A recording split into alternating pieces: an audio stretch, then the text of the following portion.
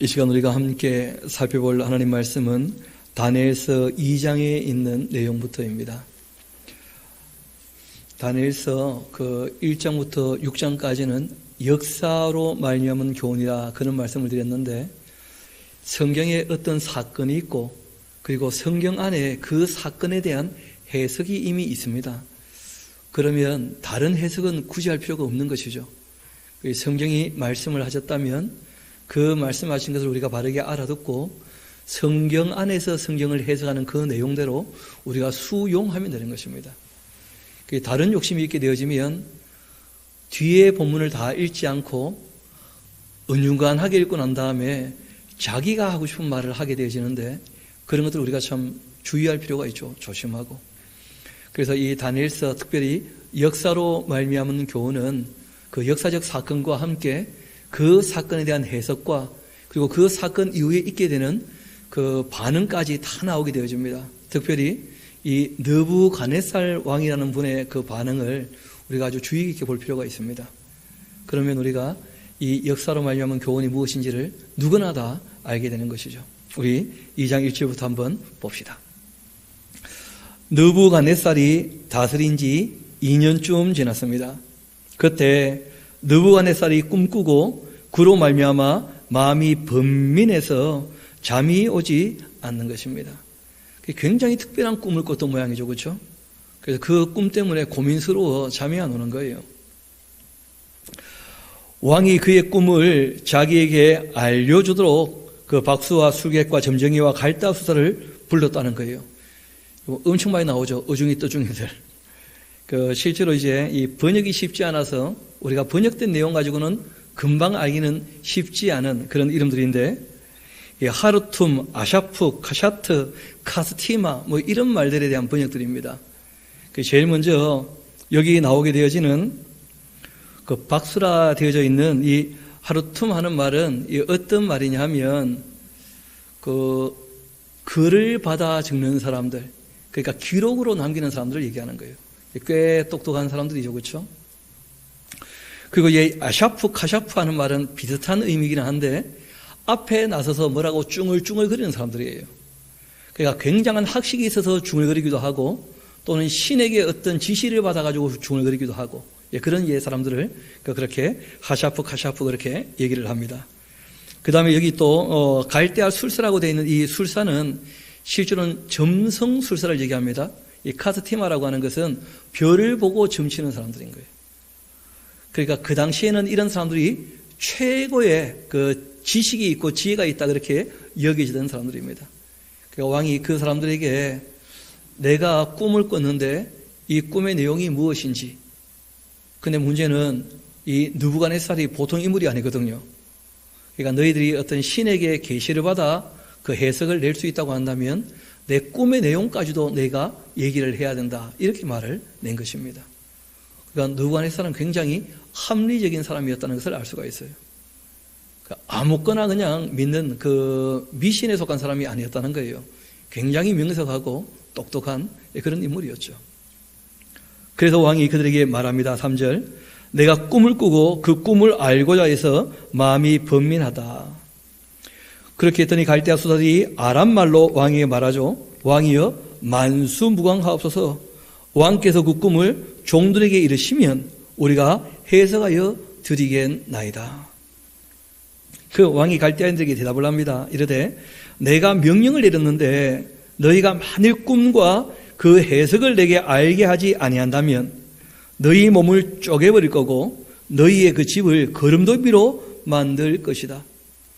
해석이야 지 마음대로 할 수 있는 것인데 그 꿈 내용을 바르게 알아야 해석도 바르게 나오지 않겠냐. 꿈부터 얘기를 먼저 하라, 해석 이전에. 왕이 이렇게 얘기를 한 거예요. 그러니까 그 사람들이 굉장히 충격을 받죠.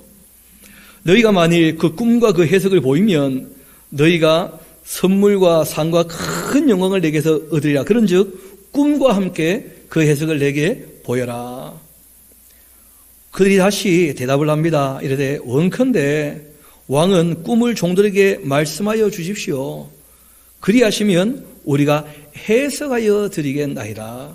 그렇게 했더니 왕이 대답을 합니다. 이르되 내가 분명히 알고 있다. 너희가 나의 명령을 내렸음을 보았으므로 시간을 지연하려고 그렇게 하는 것뿐이다. 너희가 만일 이 꿈을 내게 알게 하지 아니하면 너희를 처치할 법이 오직 하나다. 이는 너희가 거짓말과 망령된 말을 내 앞에 꾸며 말하여 때가 변하기를 기다리려고 하는 것뿐이다. 여러분, 이번에 투표하기 전에 많은 사람들이, 평론가들이 이런저런 얘기하지 않습니까? 그렇죠? 투표가 다 끝나고 난 다음에 해석하는 거 보면 똑같이 합니까? 좀 달라집니까? 그러니까 해석이라는 것은 말 그대로 있었던 사건에 대하여 자기 나름대로 설명하는 것뿐이에요. 그러니까 수준이 같으면 내 설명이 그 사람에게 맞게 될 것이고, 그 전혀 아닌 것들도 많거든요. 그러니까 이 왕이 한마디 한 거예요. 그런 식으로 시간 끌지 말고 명확히 하자. 팩트 체크. 먼저 내가 무슨 꿈을 꿨는지부터 밝혀봐. 그러면 그 해석도 내가 정말 옳다고 인정해 주마. 여태까지 인류 역사상 그렇게 무리한 주장을 한 사람도 없거든요. 알고 보면. 꿈을 어떻게 합니까? 남이 꾼 꿈을. 근데 왕은 그 꿈이 보통 꿈이 아니라고 본인이 인식을 하는 거예요. 그래서 이제 그렇게 명령을 내린 것이죠.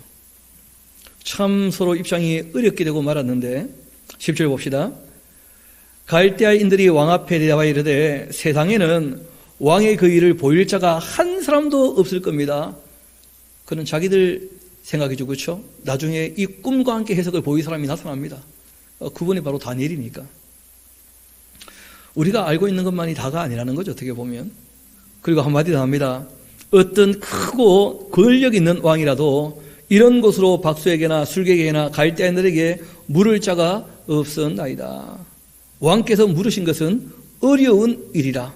그 다음에 이런 사람들이 뭐라고 얘기하느냐 하면 이런 것으로 이런 것들은 육체와 함께 살지 아니하는 신들 외에는 그 왕 앞의 것을 보일 자가 없나이다. 신이나 알 수 있는 것이지 인간은 감히 알 수 없는 겁니다.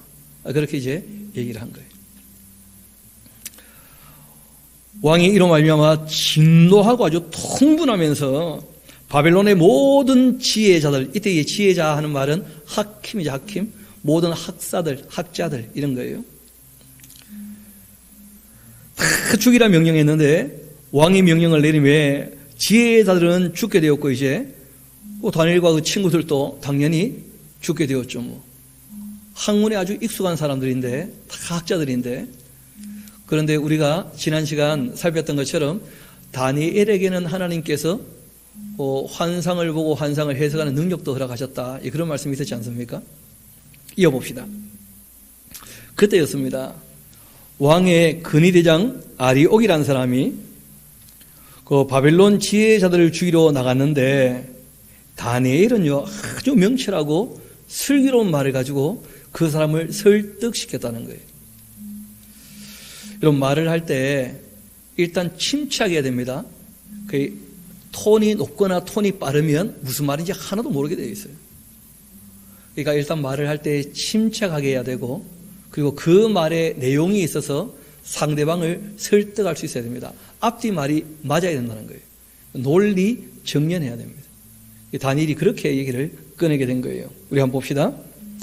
다니엘이 명철하고 슬기로운 말로 왕의 근위대장 아리옥에게 묻습니다. 그 왕의 명령이 어찌 그리 급하시냐. 나라가 너무 크고 넓은데 그 왕궁에 있는 사람들에게만 물어보면 어떡하나. 좀 다 두루두루 알아보고 그리고 난 다음에 명령을 시행해도 늦지 않다 하고 이제 얘기를 한 것이죠. 아리옥이 그 일을 다니엘에게 알림해 그 다니엘이 들어가서 왕께 구했다. 그러니까 실제로는 조금 빠져있는 내용이 있죠. 그 아리옥이라는 사람이 다니엘에게 이 말을 듣고 아리옥이 먼저 왕을 찾아갔겠죠. 그렇죠? 그 왕에게 이제 이런저런 말씀을 아랬을 거예요. 그러니까 왕이 그래 그러면 다니엘 좀 데리고 와봐. 그랬더니 다니엘이 가서 왕이 좀 보잔다고 하셨다 해서 이제 다니엘이 왕에게 가서 이제 한 말씀 여쭈게 되는 것이겠죠. 한번 봅시다. 다니엘이 들어가서 왕께 구하기를 시간을 주시면 왕에게 그 해석을 알려드리리다. 그런 이제 말씀을 드린 거예요. 왕이 먼저 어느 정도 시간을 주셔야, 아니 하나님께 물어보고 대답이라도 들을 시간을 주셔야지 어떻게 그렇게 급하게 하십니까? 그렇게 이제 왕을 충분히 설득을 하고는 돌아와서 기도했다는 거예요. 친구들과 함께. 여러분, 그런데 이 다니엘의 그 기도와 그 자세는 우리가 정말 본받을 만한 것입니다. 주여 응답하여 주실 줄 믿습니다. 이런 게 아니라는 거예요. 왜냐하면 응답은 하나님께 있는 것이거든요. 말씀하거나 안 하거나 그는 하나님이 결정하시고 하나님의 뜻이기 때문에 그렇게 할 수 없는 거예요. 그래서 우리 한번 다니엘이 어떻게 하나님 앞에 아뢰는지, 친구들에게 기도를 부탁하는지 우리 한번 주의해 봅시다. 17절.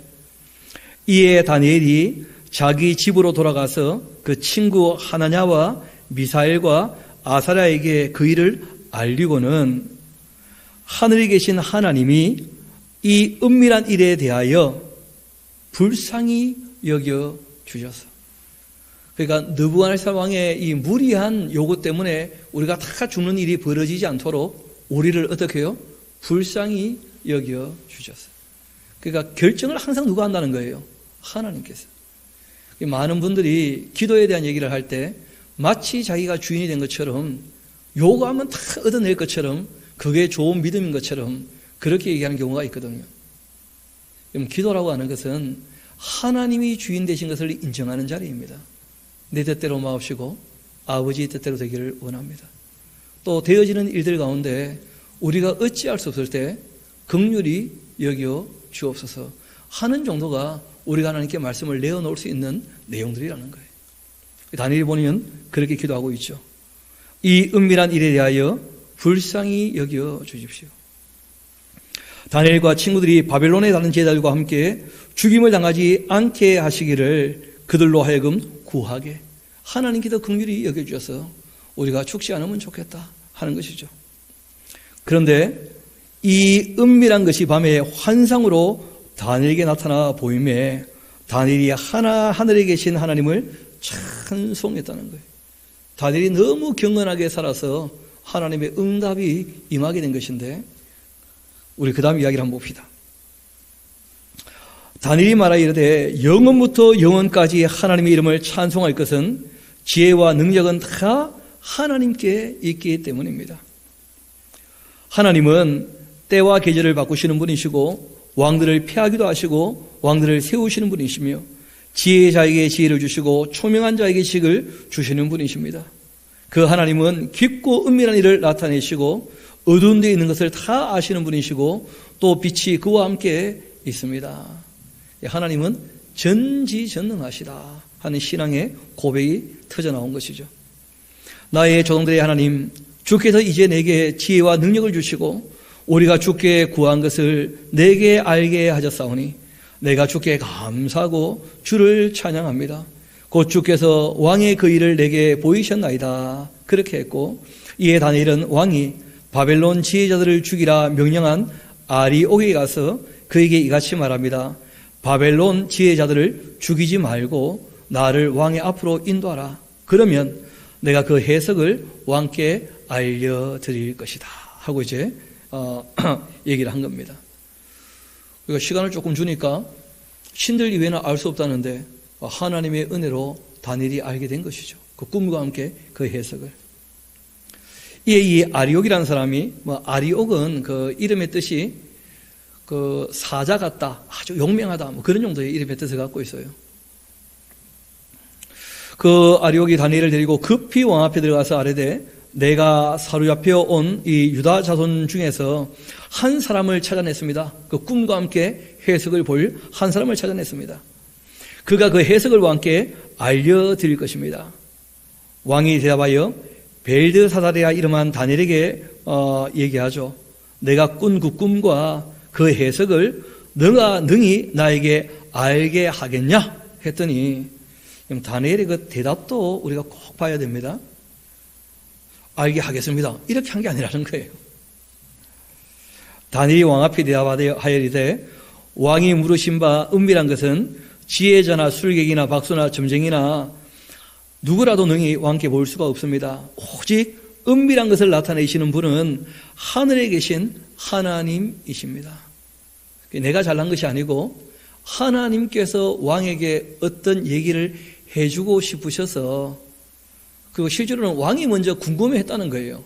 왕이 뭘 궁금해했느냐 하면 앞으로 이 나라가 어떻게 될 것인가, 자기가 워낙 큰 일을 하고 있으니까 진짜 지구적으로 고민을 한 거예요. 인류 역사가 앞으로 어떻게 되는가, 이런 고민을 했다는 거예요. 거기에 대해서 하나님께서 꿈을 꾸게 하신 것인데, 문제는 꿈을 꿨는데 내용을 전혀 몰라요. 해석이 안 되니까. 그래서 다니엘이 얘기를 합니다. 28절이죠. 오직 은밀한 것을 나타내시리는 하늘에 계신 하나님이십니다. 그가 느부갓네살 왕에게 후일에 될 일을 알게 하셨나이다. 왕의 꿈, 곧 왕의 침상에서 머릿속으로 받은 환상은 이러합니다. 그러니까 왕이 꿨던 꿈은 하나님의 계시였다는 거예요. 앞으로 있을 일에 대한. 왕이 침상에서 장래일을 생각하신 것부터가 이제 일의 시작입니다 하고 얘기를 끄는 거예요. 그러니까 왕이 자기 마음을 다니엘이 지금 다 압니까 모릅니까? 알고 있잖아요. 그러니까 그 해석이 옳다는 것을 인정할 수밖에 없었다는 거예요. 이어봅시다.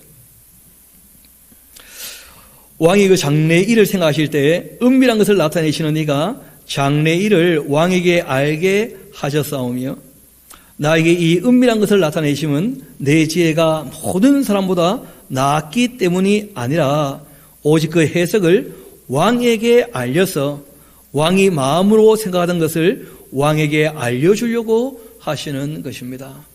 여러분, 다니엘이 참 자기를 낮추죠, 그렇죠? 하나님께서 왕에게 꿈꾸게 하시고 저를 보내신 이유는 왕이 그 꿈의 내용이 뭔지를 알게 하시려고 나를 보내신 것이지 내가 잘나서 그런 것이 아닙니다 하고 이제 얘기를 꺼낸 겁니다. 왕이 한 큰 신상을 보셨습니다. 그 신상이 왕의 앞에 서 있는데 크고 광채가 매우 찬란하며 그 모양이 심히 두려우니 그 우상의 머리는 순금이었고 가슴과 두 팔은 은으로 되어 있고 배와 넓적다리는 노수로 되어 있고 그 종아리는 쇠고 그 발의 얼마는 쇠요 또 얼마는 진흙인 그런 신상을 보셨습니다. 그러니까 신상이지만 실제로는 인상이죠, 인상. 사람하고 똑같이 생긴 거예요, 사람하고. 사람인데 큰 사람이죠, 그렇죠? 그걸 이제 세워놓으니까 뭐가 되는 거예요? 그 신상이 된 거죠. 실제로는 우상이죠, 우상. 이어봅시다. 또 왕이 보니까 손대지 아니한 돌이 나와가지고는 이 신상과 새와 진흙의 발을 쳐서 부서뜨리고, 그리고 이제 그때 새와 진흙과 녹과 은과 금이 다 부서져 여름 타작 마당에 겨같이. 여러분, 여름에 타작합니까? 그러니까 우리와 배경이 다르다는 것을 인식하셔야 돼요. 여기는 밀과 보리를 수확하기 때문에 여름에 당연히 타작을 하죠. 우리는 쌀이니까 가을에 타작을 하죠. 그러니까 이 사람들의 그 농경 문화를 이해하면 그 여름 타작 마당이 옳은 말이죠. 밀과 보리를 베고 다 초여름에 타작이 다 끝나지 않습니까? 여름 타작 마당이 겨같이 되어서 바람에 불려 간 곳이 없었고 우상을 친 돌은 태산을 이루어 온 세계에 가득하였나이다. 이거는 꿈의 내용이죠. 꿈의 내용에 대한 해석은 바로 뒤에 나옵니다. 그러니까 뒤에 나오는 해석과 함께 지금 우리는 지나온 역사가 있지 않습니까? 그래서 우리가 꼭 기억해야 될 것이 예언의 내용이 있었다면 때가 될 때 이 예언의 내용이 사건이 됩니다. 사건이 벌어지면 이것이 뉴스가 되어서 전파가 되어져요. 그리고 이것이 남게 되어지면 역사가 되는 겁니다.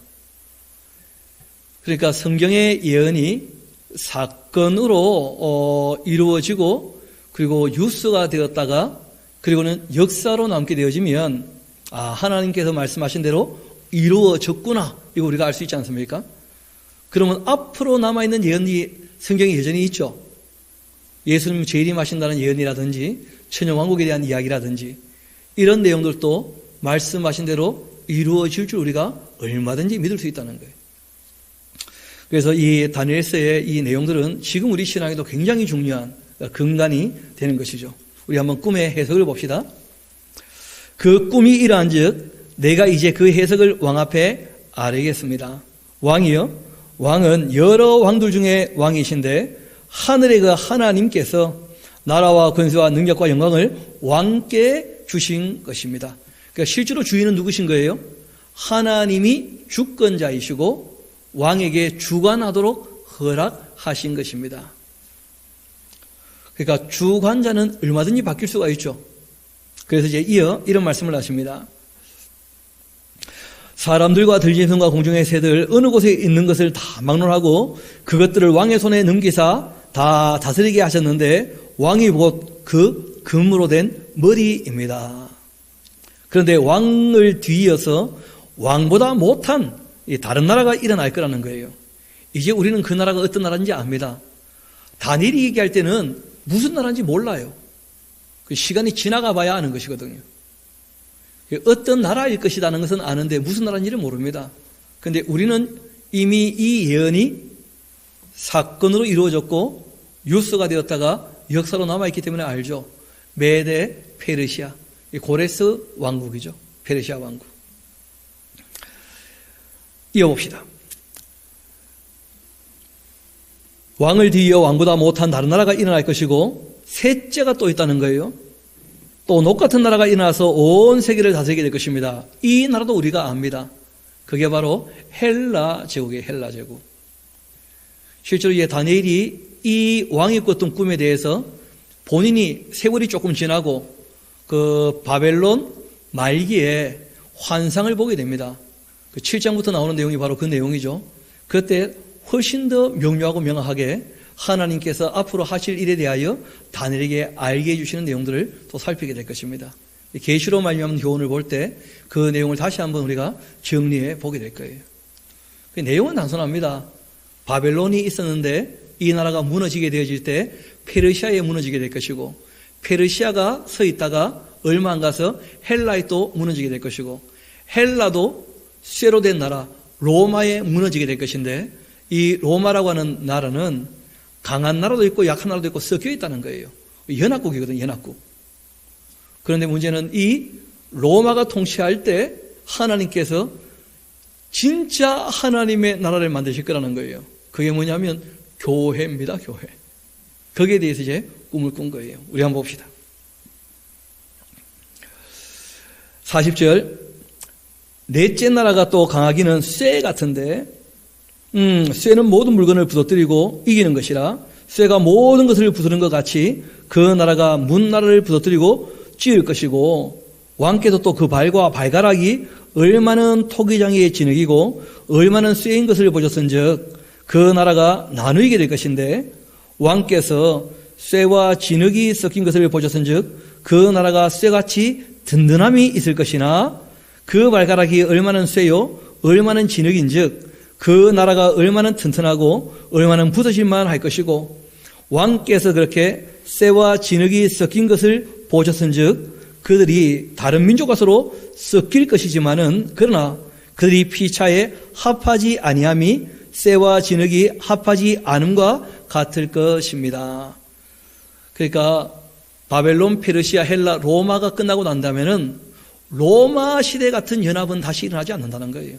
이 지구상에. 마지막 바빌론이 일어선다 할지라도 로마가 통치하는 것처럼 그런 연합이나 결속은 이루어지지 않을 것입니다.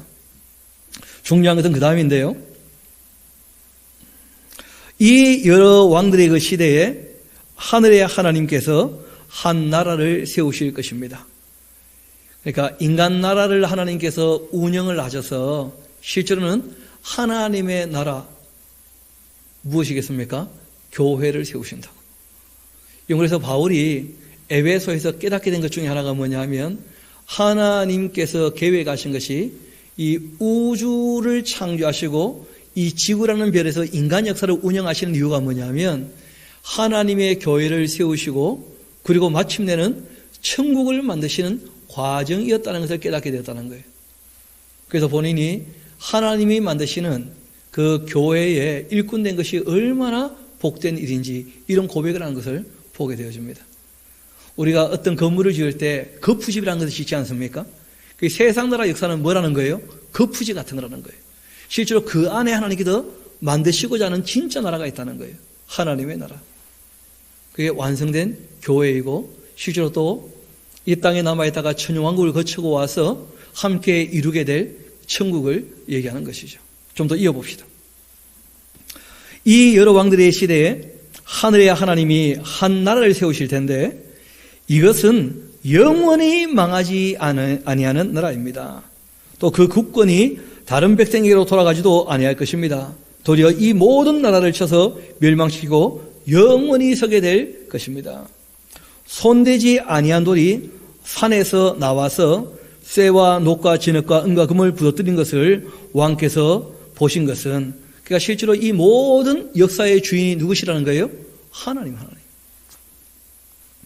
크신 하나님이 장래를 왕께 알게 하신 것이라 이 꿈은 참된 것이고 이 해석은 확실합니다. 그래서 다니엘은 해석하셨지만 우리는 역사에서 확인할 수 있는 부분도 꽤 있죠. 그렇죠? 이어봅시다. 이에 느부갓네살 왕이 엎드려 다니엘에게 절하고 명하여 예물과 향품을 그에게 주게 하였습니다. 그리고 왕이 대답하여 다니엘에게 말하죠. 너의 그 하나님은 참으로 모든 신들의 신이시다. 실제로는 하나님 외에는 신이 없죠. 여호와 하나님 외에는. 그런데 이 느부갓네살 왕 입장에서는 다신론적인 입장을 갖고 있으니까 모든 이 신을 섬기는 누구도 나에게 꿈과 해석을 얘기하지 않았는데 그 예루살렘에서 왔던 너가 그 나에게 꿈과 해석을 해주는 거 보니까 너가 믿는 신이야말로 진짜 신인 것이다 하고 이제 인정을 하게 된 거예요. 모든 왕의 주제가 되신다. 너가 능히 이 은밀한 것을 나타내었으니까 너의 하나님은 또 은밀한 것을 나타내시는 분인 줄 내가 알게 되었다. 그리고는 왕이 이에 다니엘을 높이고 귀한 선물을 많이 주며 그를 세워 바벨론 온 지방을 다스리게 하고 또 바벨론 모든 지혜자의 어른을 삼았다는 거예요. 큰 어려움이 닥쳐왔는데 그 어려움을 넘어서자 그 어려움을 넘어서게 한 그 사람이 위대한 인물이 된 것이죠. 그래서 다니엘이 이제 이 인자로 등극하게 되는 거예요. 큰 어려움이 한번 닥치지 않습니까? 왕의 꿈도 해석도 아무도 얘기하지 않으면 난다긴다는 사람들 다 죽일 거라고 얘기했지 않습니까? 근데 다니엘이 나서가지고 그 모든 게 이제 무마가 되고 오히려 왕이 하나님의 뜻을 알게 되었다고 고백했으니까. 우리 다시 한번 46절 한번 돌아가 봅시다. 거기 보면 이런 표현이 있죠. 느부갓네살 왕이 엎드려 다니엘에게 절하고 보이십니까? 이게 느부갓네살 왕이라는 사람의 인품이에요, 인품. 그러니까 하나님께 절을 할 때 하나님은 안 보이니까 하나님의 대리자로 그 꿈과 해석을 보여준 다니엘에게 왕이 엎드렸다는 거예요. 너의 신이 진짜 신이다. 참 대단한 인물이죠. 이어봅시다. 48절 왕이 이에 다니엘을 높여 귀한 선물을 많이 주며 그를 세워 바벨론 온 지방을 다스리게 했고 또 바벨론 모든 지혜자의 어른이 되게 했다. 갑자기 나이가 많아지면 안 되지 않습니까? 그러니까 지위를 높여줬다 그런 것이죠. 왕이 또 다니엘의 요구대로 사드락과 메삭과 아벳느고를 세워 바벨론 지방의 일을 다스리게 하고 다니엘은 왕궁에 있었습니다. 그리고 이제 시간이 얼마쯤 지났는지는 모르겠습니다만은 또 한 사건이 일어나게 되는 거예요. 그러니까 역사적 어떤 사건이 벌어지게 되어지면 그러면 그 사건으로 말미암은 교훈들이 따라 나오게 된다는 거예요. 우리 한번 그 역사적 사건과 함께 그 사건으로 말미암은 교훈을 또 살펴보도록 합시다. 느부갓네살 왕이 금으로 신상을 만들었는데 높이는 60규빗, 그러니까 메타로 하면 한 30m쯤 됩니다. 미터입니까? 메타입니까? 30m쯤 되고, 그리고 너비는 6규빗, 그러니까 너비는 한 3m쯤, 그러니까 굉장히 길쭉한 그런 신상을 이제 만든 거예요. 그것을 바벨론 지방 두라 평지에다가 세워뒀는데 느부갓네살 왕이 사람을 보내 총독과 수령과 행정관과 모사와 재무관과 재판관과 법률사 각 지방 모든 관원을 느부갓네살 왕이 세웠던 그 신상의 낙성식에 다 참석하도록 했다는 거예요. 대단한 이제 행사를 하는 것이죠. 그리고는 이에 총독과 수령과 행정관과 모사와 재무관과 재판관과 법률사와 각 지방 모든 관원이 느부갓네살 왕이 세웠던 신상의 낙성식에 참석하여서 느부갓네살 왕이 세웠던 신상 앞에 서게 되었는데, 선포하는 자가 크게 외치르되 백성들과 나라들과 각 언어로 말하는 자들아, 왕이 너희 무리에게 명하시나니 너희는 나팔과 피리와 수금과 삼년금과 양금과 생황과 및 모든 악기 소리를 들을 때에 엎드려 느부갓네살 왕이 세웠던 금상에게 절하라. 그렇게 이제 선포한 거예요. 그리고는 한마디 더 합니다. 누구든지 엎드려 절하지 아니하는 자라면 즉시 맹렬히 타는 풀무불에 던져 넣을 것이다. 즉시 집어넣을 거라고 얘기를 한 겁니다. 그리고는 모든 이 백성과 나라들과 각 언어를 말하는 자들이 나팔과 피리와 수금과 삼양금과 양금과 및 모든 악기 소리를 듣자 곧 느부갓네살 왕이 세운 금신상에 엎드려 절하게 되었는데, 그때에 어떤 갈대아 사람들이 나와 유다 사람들을 참소했다는 거예요. 참소한다는 말은 아카레란 말인데 원래는 집어삼킨다 그런 뜻입니다. 근검는 말을 가지고 헐뜯어 가지고 너무 잘 되니까 시기하는 마음이 좀 있었던 모양이죠. 그렇죠? 그러니까 잘 됐다 싶어 가지고 이제 이들을 참소한 거예요. 참소. 그럼 참고로 말씀드리면 사탄이라는 말 자체가 참소하는 자라 그런 뜻이기도 합니다. 그들이 느부갓네살 왕에게 이르되 왕이여 만수무강하옵소서. 왕이여 왕의 명령을 내리사 모든 사람이 나팔과 피리와 수금과 삼연금과 양금과 생황과 및 모든 악기 소리를 듣거든 엎드려 금신상에게 절할 것인데 누구든지 엎드려 절하지 아니하는 자 맹렬히 타는 불불 가운데 던져 넣음을 당하리라 하지 아니하셨나이까. 그런데 이제 몇 명 유다 사람 이 사드락 메삭 아벳느고는 왕이 세워서 바벨론 지방을 다스리게 하신 자이거늘 왕이여 이 사람들이 왕을 높이지도 않고 왕의 신들을 섬기지도 아니하며 왕이 세우신 금신상에 절하지도 아니하나이다 하고 이제 얘기를 한 거예요. 그럼 느부갓네살 왕이 자기 말을 안 들으니까 노하고 분해서 사드락과 메삭과 아벳느고를 끌고 오라 말하고는 드디어 그 사람들을 왕이 앞으로 끌어왔는데 느부갓네살이 그에게 물어보죠. 사드락과 메삭과 아벳느고야 너희가 내 신을 섬기지 아니하며 내가 세운 금신상에 절하지 아니한다니 사실이냐. 그리고 이제라도 하는 말 보이십니까? 원래는 즉시 집어넣기로 했었죠. 왕이 지금 이 하나냐 미사엘 아사랴에게 굉장한 배려를 하는 거예요. 이제라도 내 체면을 봐서라도 그런 말일 수도 있는 거예요. 실제로는 지금 이 느부갓네살 왕이 다니엘의 그 친구들에게 큰 이 배려를 해서 너희가 살기를 내가 열어줄 테니까 이 우상에게 절하라 하고 부탁을 하는 것입니다. 여러분, 인간적 관계에 있어서는 그 정도 부탁을 하면 들어줄 수도 있지 않겠습니까? 인간적인 입장에서는. 그런데 하나냐 미사엘 아사랴에게는 하나님에 대한 신앙은 진짜였기 때문에 할 수 없는 게 있다는 거예요. 왕의 말을 받들어가지고 통치하는 일이야 얼마든지 왕과 함께 할 수 있지만 노골적으로 왕은 모르고 있지만 하나님을 배신하고자 하는 그 이야기에 대하여 이 친구들은 따를 수 없다는 거예요. 다니엘의 친구들은. 왕은 알고 하는 말입니까? 모르고 하는 말입니까? 모르고 하는 말이에요. 모르고 하는 말이라 할지라도 우리는 그 사람과의 관계 이전에 하나님과의 관계가 우선이라는 거예요. 아무리 인간관계가 깊다 할지라도 우리가 우상에게 절하는 것은 함께 할 수 없는 것이거든요. 귀신에게 절하는 것, 그거 함께 할 수 없는 거예요. 하나님을 생각한다면. 그게 있을 수 없는 얘기 아닙니까? 우리가 우선순위를 얘기할 때 인간관계 너무 소중하지만 누구와의 관계가 부딪힐 때가 온다는 거예요? 하나님과의 관계가. 근데 그냥 인간관계를 부드럽게 만들겠다고 하나님과 관계를 완전히 무시해버리고 함께 그런 데 참여하게 되는 것은 잘하는 게 아니라는 거예요. 역사에서 우리에게 크게 주는 교훈이죠. 이 사람들이 절하지 않으면 왕이 이렇게까지 배려했는데 절하지 않으면 왕은 더 화나는 것이죠. 왕은 실제로 자기 마음을 굉장히 넓혀 배려해 준 것이거든요.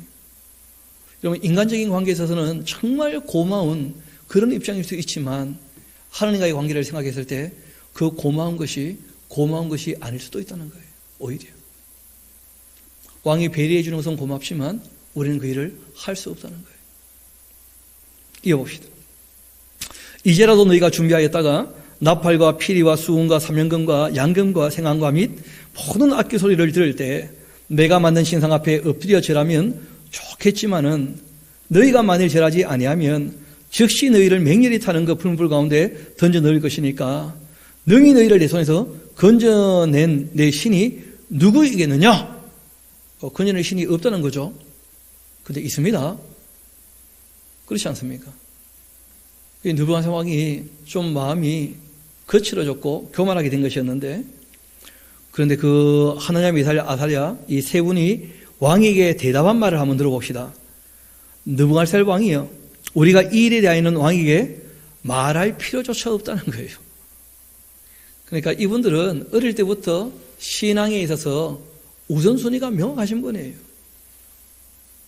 가치관이 설정되어 있기 때문에 하나님의 뜻 안에서 도울 것은 얼마든지 도울 수 있지만 인간관계와 하나님 관계가 부딪힐 때는 우리한테 물어볼 필요조차 없다는 거예요. 우리는 당연히 하나님과의 관계가 우선이니까 그런 걸 뭐 물어봅니까? 그리고 이분들 대답이 우리 한번 17절 18절은 같이 한번 읽어봅시다. 뭐라고 대답했는지. 시작. 왕이여, 우리가 섬기는 하나님이 계시다면 우리를 맹렬히 타는 풀무불 가운데에서 능히 건져내시겠고 왕의 손에서도 건져내시리이다. 그렇게 하지 아니하실지라도 왕이여, 우리가 왕의 신들을 섬기지도 아니하고 왕이 세우신 금신상에 절하지도 아니할 줄을 아옵소서 하고, 이런 것을 우리가 현실적인 신앙과 함께 초월적 신앙의 균형이 잘 잡혀있다, 그렇게 얘기하는 거예요. 왜냐하면 어떤 신도 나의 손아귀에서 너희를 건져낼 수 없다 이렇게 얘기했을 때 하나냐, 미사야, 아사야의 대답은 우리 하나님은 능히 건질 수 있는 분입니다, 그 얘기를 한 거예요. 그런데 하나님께서 건질 수 있는 분이지만 건지지 않는다고 해도 그럴 만한 이유가 있다는 거예요. 왜냐하면 하나님은 늘 옳으신 분이시니까. 우리는 하나님 어떻게 하실지 다 모른다는 거예요. 그러나 하나님을 신뢰하기 때문에 하나님 하시는 일은 항상 옳다는 거예요. 여러분, 이것이 신앙의 가장 기본이죠. 하나님 하시는 일은 항상 옳습니다. 내가 주인이 아니라는 거예요. 당연히 왕이 그 손아귀에서 하나님께 우리를 건져내시겠지만 그리 아니하실지라도 왕이여, 착각하지 마십시오. 우리는 하나님을 결코 배신할 수가 없습니다. 이런 걸 보면 일생뿐 아니고 영생에 대한 소망이 다 있는 것으로 우리가 확인할 수가 있죠. 이어봅시다. 느부갓네살이 아니나 다를까 분이 가득해서 이 하나냐, 미사야, 아사랴를 향해서 얼굴빛 바꾸고 명령하여 말하되 그 풀무불을 뜨겁게 하기를. 이런 풀무불은 원래부터 뜨겁죠. 쇠를 녹이는 불인데 그걸 더 뜨겁게 하라는 거예요. 평소보다 7배나 뜨겁게 하라. 그렇게 하고는 군대 중 용사 몇 사람에게 명령하여 사드락과 메삭과 아벳느고, 이 하나냐, 미사야, 아사랴죠, 그렇죠? 결박하여 극렬히 타는 풀무불 가운데 던지라 했는데, 그러자 그 사람들은 겉옷과 속옷과 모자와 다른 옷을 입은 채 결박하여서 맹렬히 타는 풀무불 가운데 집어 던졌다는 거예요. 왕의 명령이 엄해서 풀무불이 힘이 뜨거웠기 때문에 불꽃이 사드락과 메삭과 아벳느고를 붙들었던 사람들을 태워 죽였습니다. 참, 왕의 분노 때문에 엄한 사람만 죽어나가죠, 그렇죠? 불이 너무 뜨거우니까 집어넣어야 되는데 집어넣으려고 사람들이 이렇게 미는데 그 사람들이 타버렸다는 거예요. 얼마나 뜨거운지. 그렇게 이 세 사람, 사드락, 메삭, 아벳느고는 결박된 채로 이 맹렬히 타는 불꽃 가운데 떨어지게 되었는데, 그때였습니다. 느부갓네살 왕이요, 놀라서 급히 일어났어요. 그리고 모사들에게 물어봅니다. 야, 우리가 결박하여 불 가운데 던지냐는 세 사람 아니더냐? 그들이 왕에게 대하여 이르되 왕이여, 옳소이다. 왕이 또 말하여 이르되 내가 보니 결박되지 아니한 네 사람이 불 가운데 다니는데 상하지도 아니하고 3명은 사람이 확실한데 넷째 모양은 신들의 아들 같다. 그런 얘기를 하는 거예요. 실제로 하나님께서 천사를 보내서 보호해 주시는 것이죠. 그런데 놀라운 것은 결박을 했다는데 밧줄은 탔어요. 그런데 옷은 안 탄 거라. 사람도 전혀 상하지 않고. 참 놀라운 일이죠. 여러분 또 이런 거 읽고 나도 불에 들어갈 때 건져 주옵소서 하고 들어가고 그러면 안 됩니다. 죽습니다. 그럼 그런 식으로 하나님을 시험하면 큰일 납니다. 이런 것은 역사 가운데 한 번 있는 사건이에요. 한 번 있는 사건. 이런 만약에 우리가 뜨거운 불에 들어가도 타지도 않는다면 그러면 라면은 또 어떻게 끓여 먹겠습니까? 불이 역할을 못하는데. 말이 안 되잖아요. 이런 것은 역사 가운데 한 번 있는 사건이에요. 그 사건들을 통해서 오고 오는 사람들에게 교훈을 주시는 거예요. 교훈을. 이어봅시다. 느부갓네살이 맹렬히 타는 불무불로 악이 가까이 가서 불러 이르되 지극히 높으신 하나님의 종 하나냐 미사엘 아사랴야. 이분은 뭐 당연히 바벨론 사람이니까 사드락 메삭 아벳느고야 그렇게 했겠죠. 뭐 히브리식 이름 부르기가 쉽지 않으니까 나와서 이리로 올라오라. 이 사드락 메삭 아벳느고가 불 가운데로 나오니까 총독과 지사와 또 이 행정관과 왕의 모사들이 모여 이 사람들을 보니 불이 능히 그들의 그 몸을 해하지도 못하고 머리털도 끌리지 않았다는 거예요. 겉옷빛도 변하지 아니했고 심지어는 불탄 냄새조차 없어요. 참 놀라운 사건이었죠. 느부갓네살이 말하여 이르되 사드락과 메삭과 아벳느고의 하나님을 찬송할지로다. 그가 그 천사를 보내사 자기를 의뢰하고 그들의 그 몸을 바쳐 왕의 명령을 거역하고 그 하나님 밖에는 다른 신을 섬기지 아니하며 그에게 절하지 아니한 종들을 구원하셨도다. 누구의 얘기입니까?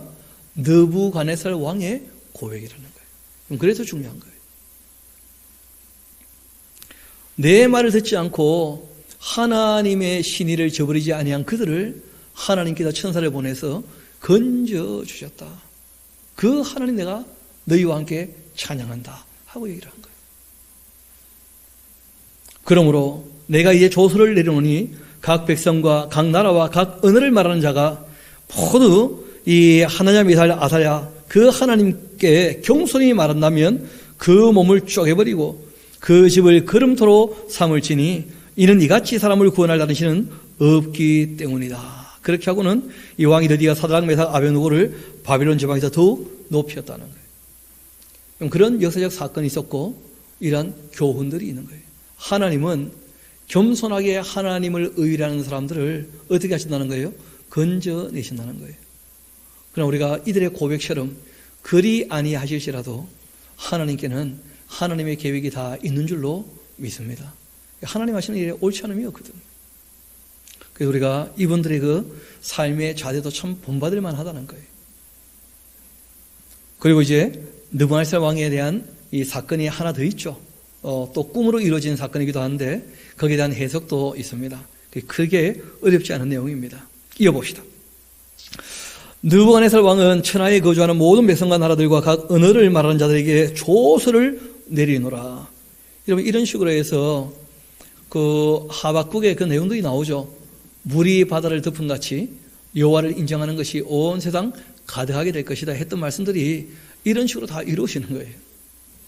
바벨론에서도 또 페르시아에서도 하나님의 영광이 드러나면서 그 왕들이 모든 나라에 하나님을 영광스럽게 하는 그런 일들이 항상 있었다는 거예요. 이분이 자기가 겪었던 일을 간증으로 남기면서 세상 모든 사람이 들으라고 이제 얘기를 하겠다고 이제 말을 합니다. 다시 한번 봅시다. 4장 1절. 느부갓네살 왕은 천하에 거주하는 모든 백성들과 나라들과 각 언어를 말하는 자들에게 조서를 내리노라. 원컨대 너희에게 큰 평강이 있을지어다.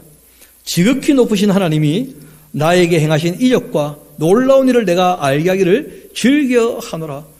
전도사가 다 됐죠. 그렇죠? 하나님 하신 일 다 내가 알려주겠다. 참으로 크도다 그 이적이여 참으로 능하도다 그 놀라운 일이여 그 나라는 영원한 나라요 그 통치는 대대에 이르게 되었다. 나 느부갓네살이 내 집에 편히 있고 내 궁에서 평강할 때였는데 한 꿈을 꾸고 그로 말미암아 두려워졌었다. 곧 내 침상에서 생각하는 것과 머릿속으로 받은 환상으로 말미암아 번민하게 되었었는데 이러므로 내가 또 명령 내려서 바벨론 모든 지혜자들을 내 앞에 불러다가 그 꿈의 해석을 내게 알게 하였었다. 그때 박수와 술객과 갈대와 수사와 점쟁이 다 들어왔는데 그런데 내가 그 꿈을 그들에게 말했지만 그러나 그들이 그 해석을 내게 알려주지 못하더라. 이제 왕이 옛날처럼 꿈도 해석도 그런 말 안 하죠. 그렇죠? 그건 한 번이면 충분하고. 그런데 문제는 꿈을 얘기해도 해석을 아무도 못해요. 그 후에 이제 다니엘이 내 앞에 들어왔으니 그는 내 신의 이름을 따라서 벨드사살이라 그렇게 이름한 자인데, 실제로는 바벨론 신과는 아무 상관이 없죠. 여호와 하나님, 그 이스라엘 나라를 통해서 계시되신 그 하나님이 진짜 신이시죠. 벨드사살이라, 그 벨신이여 이 사람의 생명을 보호하소서, 뭐 그런 이름인데, 그렇게 내가 이름을 했었는데, 그 안에는 거룩한 신들의 영이 있는 자였다. 느부갓네살이 보기에 그런 것이죠. 내가 그에게 꿈을 말하여 이르되, 박수장 벨드사살아, 너의 안에는 거룩한 신들의 영이 있으니까 어떤 은밀한 것이라도 내게는 어려운 것이 없는 줄 내가 안다. 내 꿈에 본 환상의 해석을 내게 말해라. 내가 침상에서 나의 머릿속으로 받은 환상이 이러한데, 내가 보니까 땅의 그 중앙에 한 나무가 있는 것을 봤는데 아주 높이가 높은 그런 나무였다. 그 나무가 자라고 견고해지고 그 높이는 하늘까지 닿게 되는데 그 모양이 땅끝에서도 보일 만큼 그렇게 크고 높은 나무였다는 거예요. 또 그 잎사귀는 아름답고 그 열매는 많아 만민의 먹을 것이 될 만하고 들짐승이 그 그늘에 있고 공중에 나는 새는 그 가지에 깃들이고 육체를 가진 모든 것이 거기에서 먹을 것을 얻고 있는데, 내가 침상에서 머릿속으로 받은 환상 가운데 또 보니까 한 순찰자가, 한 거룩한 자가 하늘에서 내려오더라. 그러니까 어떤 한 존재가 이 세상을 살피러 내려왔다는 거예요. 천사였겠죠, 그렇죠? 꿈에. 그가 소리질러 이처럼 이르기를, 그 나무를 베어버리고 그 가지를 잘라버리고 그 잎사귀를 떨고 그 열매를 해치고 짐승들을 그 아래에서 떠나게 하고 새들을 그 가지에서 쫓아내어라. 그러나 그 뿌리의 그 그루터기를 땅에 남겨두고는 쇠와 놋줄로 동이고 그것을 들풀 가운데에 두어라. 그것이 하늘 이슬에 젖고 땅의 풀 가운데에서 짐승과 더불어 제 몫을 얻게 될 것이다. 또 그 마음은 변해서 사람 마음같이 아니하고 짐승의 마음을 받아 7대를 지내게 될 것이다. 그런 얘기를 하더라는 거예요. 그리고는 이는 순죄자들의 그 명령대로요, 거룩한 자들의 말대로였는데 지극히 높으신 이가 사람의 나라를 다스리시며 자기의 뜻대로 그것을 누구에게든지 주시며 또 지극히 천한 자를 그 위에 세우시는 줄을 사람들이 알게 하려고 그렇게 하는 것이다 하고 외치더라는 거예요.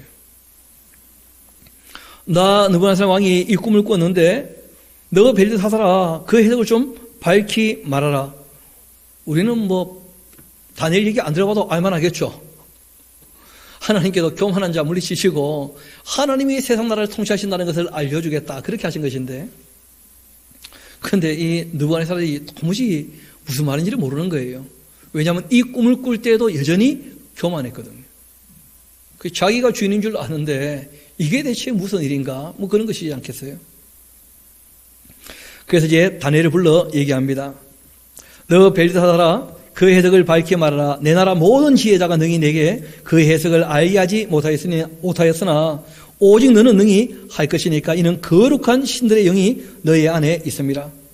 그 벨드사살의 이름한 다니엘이 한동안 놀라며 마음으로 번민하는지라.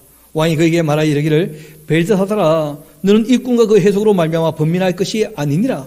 벨드사살이 대답하여 이르되, 내 주여, 그 꿈은 왕을 미워하는 자에게 응하며 그 해석은 왕의 대적에게 응하기를 원하나이다.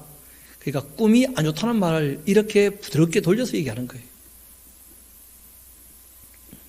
왕께도 오신 그 나무가 자라고 견고하여지고 그 높이는 하늘에 닿았는데 땅끝에도 보이겠고 그 잎사귀는 아름답고 그 열매는 많아 만민의 먹을 것이 되만하고 들짐승은 그 아래에 살며 공중에 나는 새는 그 가지에 깃들었나이다. 왕이시여, 이 나무가 곧 왕이십니다. 왕이 큰 인물이 되었다는 거예요. 이런 왕이 자라 견고하여지고 창대하사 하늘에 닿았고 권세는 땅끝까지 미치심이니이다. 그런데 왕이 봤을 때 한 순찰자, 한 거룩한 자가 하늘에서 내려와서 이르기를 그 나무를 베어 없애라. 그러나 그 뿌리의 그루터기는 땅에 남겨두고 쇠와 놋줄로 동이고 그것을 들풀 가운데 두어라. 그것이 하늘이 세워졌고 또 들짐승과 더불어 제 몫을 얻으며 7대를 지내라. 그렇게 하였나이다. 왕이 그 해석은 또 이렇습니다. 곧 지극히 높으신 이가 명령하신 것이 내 주 왕에게 이제 미치게 될 것인데 왕이 사람에게서 쫓겨나게 될 겁니다. 그 나무를 베어버릴 거라는 거예요. 그리고는 들짐승과 함께 살게 되고 소처럼 풀 먹고 하늘에 젖게 될 것인데 이와 같이 7대 지나게 되면 그때 지극히 높으신 이가 사람 나라를 다스리시며 자기의 뜻대로 그것을 누구에게든지 주시는 줄을 아시게 될 것입니다. 하나님께서 왕이 교만하기 때문에 왕을 베어버리는데 아직 그 나라가 망할 것은 아니고 뿌리는 남겨둬서 회복은 시켜 주실 겁니다. 그러나 7년 정도 그렇게 왕이 광인이라 그러죠. 미친 사람이 되어가지고 소처럼 풀을 먹으면서 지혜가 없는 동물처럼 그렇게 살 거라는 거예요. 26절 봅시다. 또 그들이 그 나무 뿌리에 그루터기를 남겨두라 하였은즉 하나님이 다스리시는 줄을 왕이 깨달은 후에 왕의 나라가 견고하게 될 것입니다. 그럼 꿈의 해석이 명료하죠. 딴 말할 필요 전혀 없죠. 그런지 왕이요 내가 아뢰는 것을 받으시고 공의를 행함으로써 죄를 사하고 가난한 자를 긍휼히 여김으로 죄악을 사하소서. 다니엘이 권고하는 거예요. 왕이 교만해서 버림을 받게 되는 것이니까 왕이 하나님께서 왕을 세우신 목적에 맞게 겸손하게 주님의 뜻을 따르신다면 하나님께서 그 죄악을 사해 주지 않으시겠습니까? 하고 이제 권고를 한 것이죠. 그리하신다면 왕의 평안함이 혹시 장구할 것입니다. 하고 이제 대답을 합니다. 보장은 없지만 그러나 늘 알고 있죠. 다니엘은 하나님이 어떤 분인지를. 그러니까 돌이키면 하나님께서 말씀하셨지만 말씀했기 때문에 그대로 하시는 분이 아니라는 거예요. 사람들 하는 거 보면서 얼마든지 뜻을 돌이키십니까? 돌이키지 않습니까? 돌이키시잖아요. 오래 참으시고.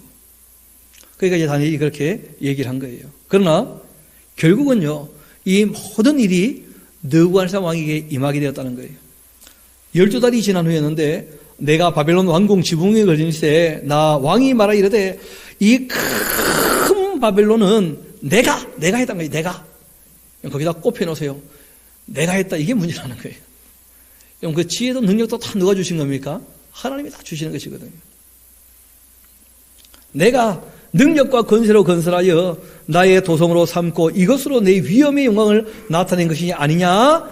그렇게 했는데 이 말이 아직도 나 왕의 입에 있을 때 하늘에서 소리가 내려 이르되 느부갓네살 왕아 너에게 말하는데 나라의 왕위가 너에게서 떠났다 하면서 교만한 것 하고는 폐위시켰다는 거예요.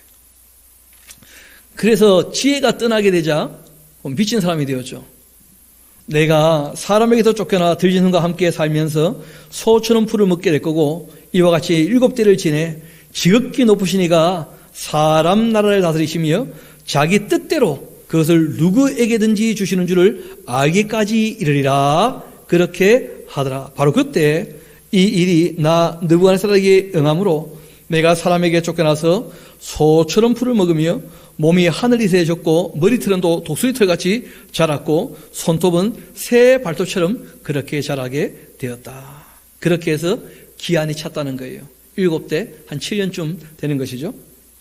나 느부갓네살이 하늘을 우러 보았더니 이게 중요하죠. 교만하다가 이제는 하나님을 어떻게 하게 되었습니까? 우러러 보게 되었다는 거예요. 하나님이 주인이신 것을 인정하게 되었다는 거예요. 하나님을 우러러 보게 된 거예요. 그러자 내 총명이 다시 나에게로 돌아오게 되었다. 여러분, 그래서 성경은 우리에게 이런 말씀하십니다. 하나님을 경외하는 것이 지혜와 지식의 뭐라는 거예요? 근본이라는 거예요. 딱히 아니고 느부갓네살 왕의 그 모든 지혜와 지식도 하나님을 경외하는 데서 시작하는 거예요.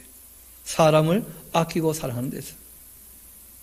그래서 하나님께서 한 일을 위해서 그를 세워서 큰 일을 하게 하셨지만 교만할 때는 폐위를 시키셨다가 다시 겸손하게 하나님 우러러 보게 되었을 때 다시 하나님께서 복권시켜 주시는 모습을 보게 되어줍니다. 중요한 것은 이런 이야기들을 온 세상 사람들이 다 알기를 원했다는 거예요. 인간 나라를 나 느부갓네살이 아니라 누가요? 하늘에 계신 하나님께서 통치하고 계신다.